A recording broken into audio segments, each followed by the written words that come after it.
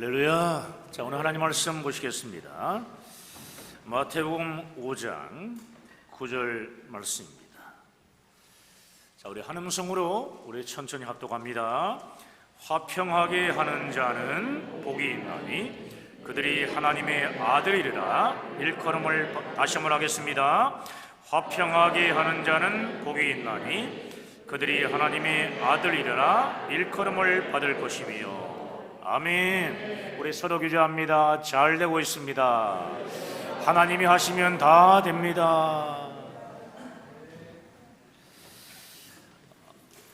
사랑하는 여러분, 이 화평의 헬라어는 평강, 평화라는 단어로도 쓰이는데 성경에는 이 단어가 400회 정도 나옵니다. 400회 정도. 화평, 평화라는 이 단어가 성경에 이렇게 많이 나오는데 세상에는 평화가 없습니다. 그 이유가 무엇일까요? 바로 죄 때문입니다. 평화를 깨는 가장 근본적인 이유가 죄라는 것을 우리는 먼저 깊이 이해해야 합니다.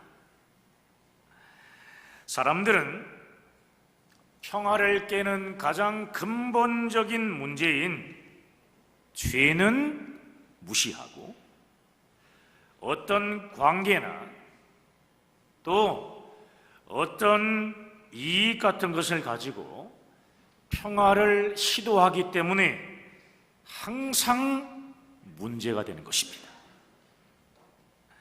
사람들은 평화를 추구한다고 이야기하지만 잘 살펴보면 평화가 아닙니다. 잠깐 동안 싸움을 쉬는 것이지 진정한 평화가 아닙니다. 휴전과 평화는 다른 겁니다. 오늘 본문은요, 화평하게 하는 자가 들어가는 곳마다 어떤 칭호를 받는다고 말씀하고 있습니다. 하나님의 아들이라는 칭호를 받습니다. 왜입니까? 화평은 오직 하나님께로부터 나오는 것이기 때문입니다. 그래서 화평을 주는 자는 하나님의 아들이라고 불린다는 거예요. 평화를 주는 자, 화평을 주는 자는 하나님의 아들이라고 칭합니다. 다른 말로 하면 그 사람을 통해서 하나님을 느낀다라는 것입니다. 여러분, 그러면 화평은 무엇입니까? 화평은 하나님의 생명 안에서 하나 되는 바른 관계를 말합니다. 우리는 예수 그리스도를 나의 구주로 믿어 하나님의 영원한 생명으로 거듭난 하나님의 자녀들이 되었습니다. 아멘이십니까? 예수 그리스도를 믿어 하나님의 자녀가 되었다는 것은 예수 그리스도께서 십자가에서 흘려주신 피로 죄의 용서함을 받았다는 것을 의미합니다. 첫사람 아담의 범죄로 인해 하나님과 사람 사이의 화평은 완전히 깨지고 무너진 상태였습니다. 그런데 말씀이 육신이 되어 이 땅에 오신 예수 그리스도께서 십자가의 대속으로 우리의 모든 죄를 다 씻어주심으로 하나님과 화평을 누리는 길을 열어주신 것입니다. 예수 그리스도의 십자가를 통한 죄 용서함이 없으면요, 우리는 결코 하나님과의 화평을 누릴 수 없습니다. 예수 그리스도의 속죄를 통해서만 하나님의 영원한 생명 안에서 하나가 되어 하나님과 화평을 누리는 바른 관계를 맺을 수 있는 것입니다. 사랑하는 여러분, 세상 사람들은 화평을 갈등이나 싸움이 없는 것이라고 정의를 합니다. 싸움이나 갈등이 없는 것을 예로 든다고 하면 공동묘지를 들 수 있습니다. 공동묘지에는 어떻습니까? 갈등도 없고 싸움도 없습니다. 공동묘지에는 조용함이 있습니다. 조용함. 왜 그렇습니까? 죽었기 때문에 그렇습니다. 생명이 없기 때문에 조용합니다. 여러분, 성경은 단 한 번도요, 화평이나 평화를 공동묘지에 죽은 이미지로 말하고 있지 않습니다. 요즘 우크라이나 사태로 미국과 러시아가 긴장 관계에 있는 상태인데, 과거에도요 50년 가까이 냉전 시대가 있었습니다. 미국과 소련을 중심으로 해서 서방 세계와 공산권이 서로 이렇게 대치를 했습니다. 실제적으로 보면 미국과 소련이 직접 맞부딪혀 가지고 싸운 적은 단 한 번도 없었습니다. 국지전으로 싸우거나 대리전으로 싸운 적은 있지만 직접 싸운 적은 단 한 번도 없습니다. 그런데 미국과 소련이 1대1로 싸운 적이 없었다고? 그것이 평화였습니까? 아닙니다. 지금도 얘기하잖아요. 냉전이라고. 여러분, 냉전은 말 그대로 전쟁이었다는 뜻입니다. 사랑과의 관계에 있어서도 마찬가지예요. 냉전 같은 상태가 있습니다. 부부가 있습니다. 이 부부가 있는데 서로 사랑하지 않습니다. 말도 안 합니다. 그냥 사는 겁니다. 대화도 없습니다. 그런데 남들이 볼 때는 아주 평화롭게 보입니다. 왜 그런가 하면 겉으로 보기에는 서로 싸우지도 않고 서로 간섭하지도 않고 굉장히 조용하게 살기 때문입니다. 여러분, 과연 이것을 평화라고 말할 수 있습니까? 아닙니다. 결코 화평한 것이 아니죠. 이것은 생명이 없는 공동묘지의 침묵일 뿐입니다. 진정한 평화, 진정한 화평은 무엇이겠습니까? 서로 생명의 바른 관계를 맺는 거예요. 하나님의 생명 안에서 남편과 아내로서의 바른 관계, 사랑의 회복이 있을 때 그때 화평이라고 말하는 겁니다. 하나님과 사람, 또 사람과 사람 사이에 서로 교통하며 주고받는 생명의 바른 관계가 있을 때 평화, 즉 화평이라고 말할 수 있는 겁니다.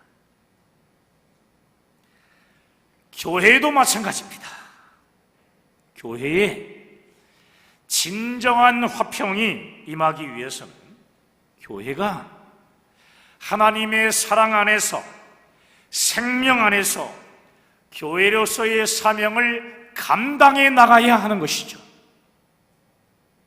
성도들에게 기도하고 찬양하는 모습이 있어야 하고요, 예배가 살아있고 헌신이 있고, 누가 시켜서 하는 것이 아니라 그냥 막 하고 싶은 그 마음에서 헌신이 있고요, 복음으로 세상을 살리는 선교가 있을 때 화평이 임한다는 말씀입니다. 그러므로 진정한 화평이라는 것은 생명 안에서의 바른 관계를 말하는 거예요. 그런데 여기에서 중요한 것은요, 반드시 하나님의 진리가 들어가야 된다는 겁니다. 하나님의 진리가 그 안에 들어가야 돼요. 자, 히브리서 12장 14절 말씀을 함께 읽길 원합니다. 자, 시작. 모든 사랑과 더불어 화평함과 거룩함을 따르라. 이것이 없이는 아무도 주를 보지 못하리. 잘 보십시오. 어떤 사랑과? 모든 사랑과. 이 가운데 서로 원수된 사람이 있을까요, 없을까요? 있을 수도 있습니다. 한번 우리 옆 사람 한번 얼굴 쳐다볼까요? 본문 띄워주시고 금방 읽은 거, 모든 사랑과 더불어 어떻게 해요? 화평함과 거룩함을 어떻게 하라고요? 따르라. 명령어입니다. 사람을 골라가지고 하는 게 아니고 하나님의 말씀대로 따르라는 거예요. 할렐루야. 진정으로 화평이 이루어지기 위해서 있어야 될 것이 무엇이냐 하면 진리 대신 예수 그리스도로 인한 거룩함이 있어야 한다는 것입니다. 거룩함. 다시 원점으로 돌아가면 똑같은 이야기입니다. 우리가 진정한 화평의 이 관계를 맺기 위해서는 이 죄라는 요소들을 진리 대신 예수님의 거룩한 피로 다 제거해야 한다는 겁니다. 우리가 겉으로만 조용하고 서로 싱글벙글 웃고 상대에게 간섭하지 않는 이런 것을 화평이라고 생각하는 것은요, 아주 큰 착각인 것입니다. 진정으로 화평하기 위해서 최우선적으로 해야 될 일은 먼저 죄를 제거해야 한다는 겁니다. 삶의 모든 부분에 있어서 예수의 피로 죄를 해결해야 한다는 말씀이에요. 여러분, 한 사람의 죄가 사라지고 우리 하나님 앞에 회개하는 모습이 나타나게 되면 그 다음 사람에게 화평의 손을 내밀게 되어 있습니다. 아무리 원수라고 할지라도 원수를 사랑하라는 말씀이 기억나서 화평의 손을 내밀게 되어 있습니다. 하나님의 생명 안에서 화평으로 하나가 되어 바른 관계를 맺게 된다는 말씀이에요. 하나님과 우리 사이를 가로막는 것은요, 죄라고 성경은 분명히 말씀합니다. 죄가 하나님과 우리 사이를 가로막는다는 겁니다. 사랑과 사람 사이를 가로막는 가장 중요한 이유도 무엇인지 여러분 아십니까? 돈 문제입니까? 밥 많이 먹는 겁니까? 그런 거 아닙니다. 바로 죄입니다. 죄. 많은 사람들이 다음과 같이 잘못 생각하면서 기도를 이렇게 합니다. 하나님, 경제 문제만 해결이 되면, 또 대학에 들어가기만 하면, 내가 결혼만 하면 내 삶 가운데 얼마나 큰 평화가 임하겠습니까? 주여, 이것만 해결되면 평화가 임할 수 있으니 해결해 주시옵소서. 이렇게 기도합니다. 많은 사람들이 이렇게 기도합니다. 그러나 그런 것들이 다 해결된 사람에게도 평화가 없습니다. 평화가 없다니까요. 정말 없습니다. 평화는 누가 주는 것이냐?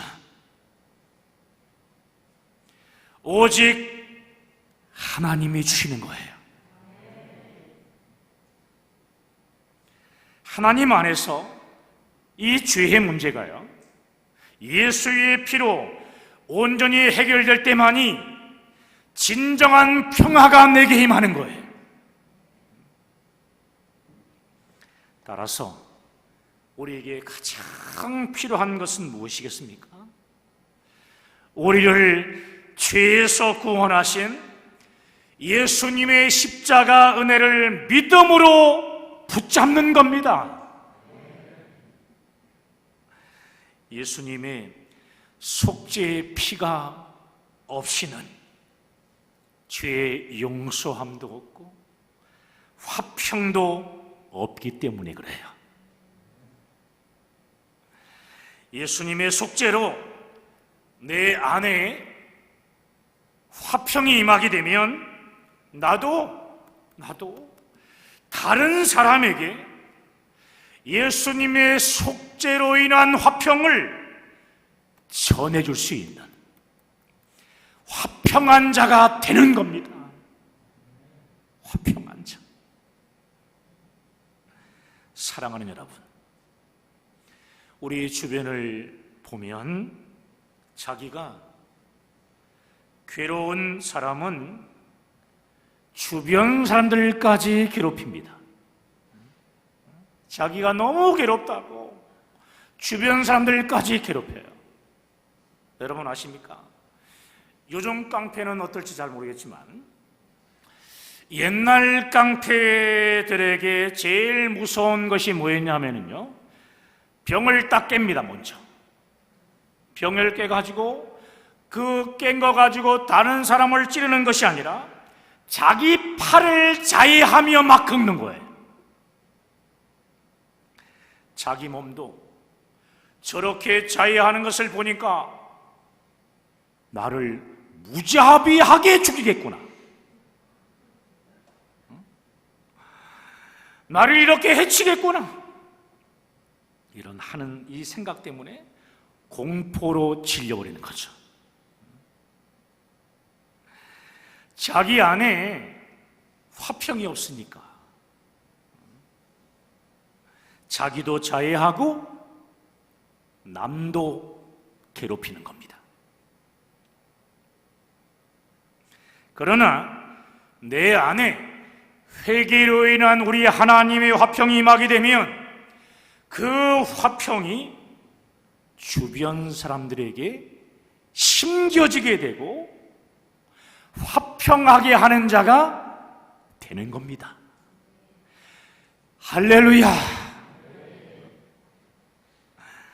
하나님 앞에서 여러분 자신을 정말 잘 생각해 보십시오. 내가 지금 어떤 상태인지. 여러분은 화평하게 하는 자입니까? 아니면 이상하게도 내가 들어가게 되면 싸움이 벌어지고 남을 막 욕하고 막 화평은커녕 분열의 역사가 일어납니까? 한번 정직하게 자기 자신을 잘 진단해 보셔야 합니다. 따라합시다. 나는 어떤 사람인가? 자기를 잘 진단해 보셔야 돼요. 여러분, 예배가 왜 중요한지 아십니까? 예배를 통해 하나님과 하나 되는 화평을 누리게 되기 때문입니다. 또한 하나님과 하나 되는 예배를 통해서 화평의 기름 부으심을 성령 안에서 받게 되기 때문입니다. 이런 사람은 어디를 가든지 들어가는 그 곳에 화평을 심습니다. 잊지 마십시오. 세상의 방법으로는 결코 화평을 이룰 수 없습니다. 오직 예수 그리스도를 믿어 죄의 용서함을 받은 하나님의 자녀가 되어야 성령 안에서 하나가 되는 화평을 누릴 수 있는 것입니다. 할렐루야! 그러므로 오늘 우리에게 회복되어야 할 적용 두 가지를 살펴보려고 합니다. 자, 첫 번째는 뭐냐 하면은, 첫 번째 해야 할 적용은 하나님과 우리 사이의 관계가 바르게 회복되어야 합니다. 우리 한번 보고 시작. 하나님과 그렇습니다. 하나님과 우리 사이의 관계가 있습니다. 그 사이가 바르게 회복되어야 합니다. 하나님과 우리 사이에 막혀있는 이 죄악을요, 예수의 피를 힘입어 회개하시고, 하나님과 우리 사이의 관계가 끊어졌던 부분이 있습니다. 그 부분을 하나씩 연결시켜야 합니다. 맡겼던 이 부분을 우리가 하나님으로 말미암아 회복해야 하는 거예요. 기도를 연결시켜야 하고, 말씀을 연결시키고, 월요일부터 금요일까지 말씀 묵상을 매일마다 밴드에 공지하고 있습니다. 말씀을 막 여러 묵상하고 부족한 부분이 뭔지를 알고 그 말씀을 하나님과 연결시키고, 그리고 신앙을 연결시키고, 또 예배를 연결시키고, 하나씩 하나님과 관계의 통로가 넓어지면 내 안에 진정한 화평이 나타납니다. 그렇습니다. 자, 두 번째 볼까요? 두 번째 해야 될 적용이 있습니다. 적용. 다른 사람들이 하나님과 화평하도록 돕는 선교를 하는 것입니다. 자, 읽겠습니다.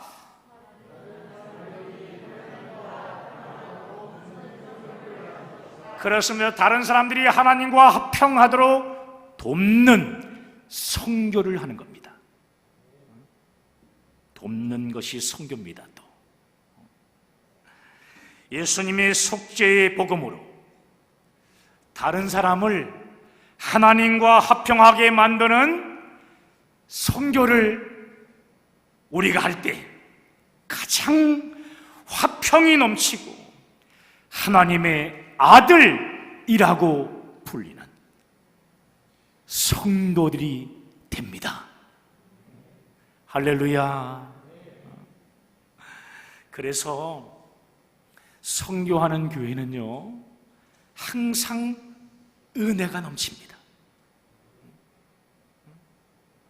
하나님의 말씀대로 살아가기 때문에 은혜가 넘치고 화평할 수밖에 없는 것입니다.